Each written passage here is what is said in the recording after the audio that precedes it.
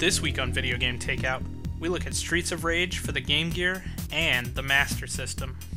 Streets of Rage, Sega's answer to Final Fight. It made a big splash back in the day on the Genesis. Though the debate rages on whether Streets of Rage or Final Fight is the better game, that's not what I'm here to talk about. As always, we're talking handhelds, and I'm here to find out which portable version, if any, of Streets of Rage is worth your hard-earned money. The Game Gear and the Master System share very similar hardware.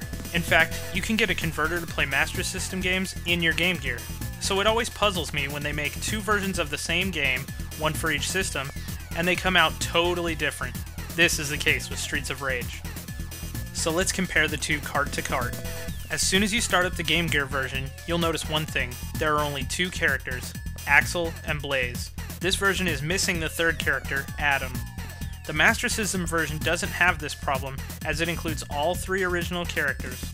Strangely, it doesn't offer two-player, while the Game Gear version does. Now let's take a look at the gameplay differences. The Game Gear version seems to have all the moves except the knee when you're in the clinch. Hit detection is decent, but it's kinda hard to see because everyone is so small. The Master System version has all the moves of its big brother on the Genesis, but the hit detection is a little bit wonky, and it doesn't really feel like you're hitting them. I think the sound and feeling of hitting someone in a beat-em-up is something that just has to be right.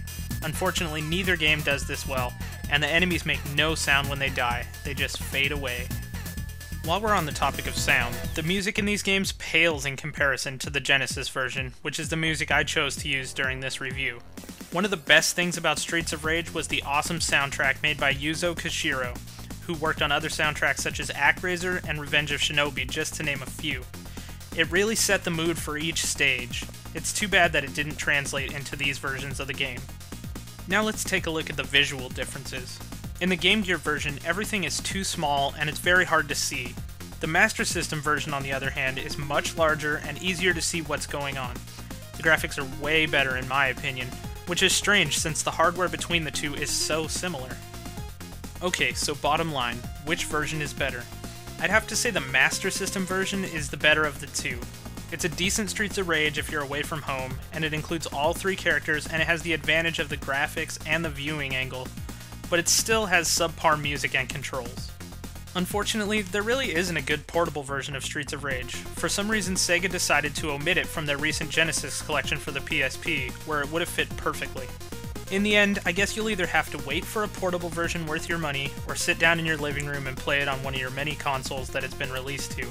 It's a great game, it just hasn't gotten the proper treatment for the gamer on the go. Well, that's the end of our show. If you have any questions or comments, you can email me at videogametakeout@gmail.com or visit the website at videogametakeout.blogspot.com. If I'm a little slow to respond this week, it's because I'm taking 5 days off for my wedding and honeymoon, so don't worry, I will get back to you as soon as I get back from that. Also, the show will not miss a week because I'm taping ahead. The next show will be on Monday, as always. Well, wish us luck and we'll see you soon. As always, I'm Ben, thanks for watching, and have a great week.